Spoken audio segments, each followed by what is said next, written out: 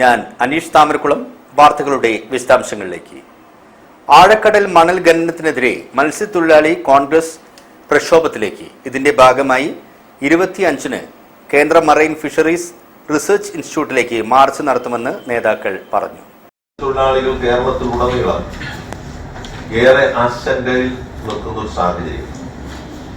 കേന്ദ്ര സർക്കാരിന്റെ ബ്ലൂ എക്കണോമിയുടെ ഭാഗമായി ആഴക്കടൽ മത്സ്യ ബന്ധനം കോർപ്പറേറ്റുകൾക്ക് മിനി കപ്പൽ ഏതാണ്ട് 150 കോടി രൂപയുടെ പ്രവർത്തന മൂലധനം ഉണ്ടാകുന്ന കപ്പലുകൾക്ക് രജിസ്ട്രേഷൻ നൽകുകയും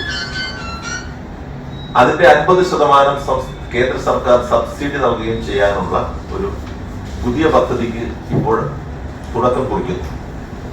അതിനെ പരമ്പരാഗത മത്സ്യത്തൊഴിലാളികൾ ശക്തമായി എതിർക്കുക.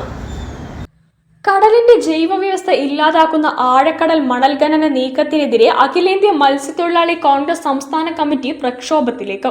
കോർപ്പറേറ്റ് മുതലാളിമാരുടെ വൻ കപ്പലുകൾക്ക് മത്സ്യബന്ധനത്തിന് അനുമതി നൽകാനുള്ള കേന്ദ്ര സർക്കാർ നീക്കത്തിനെതിരെയും കൂടിയാണ് സമരം.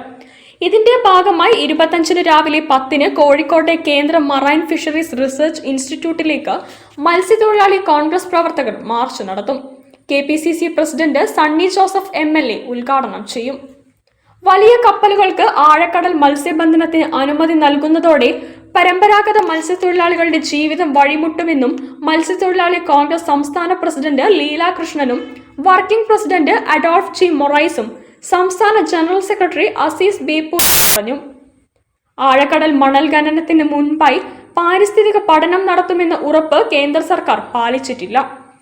ആഴക്കടൽ മണൽ ഖനനം നടന്നാൽ കേരള തീരങ്ങളിൽ ലഭിക്കുന്ന മത്തി, അയില, ചൂര, വേളപ്പാര, കൂന്തൽ, ചെമ്മീൻ എന്നിവയെല്ലാം ഇല്ലാതാകുന്ന അവസ്ഥയാണെന്നും നേതാക്കൾ പറഞ്ഞു.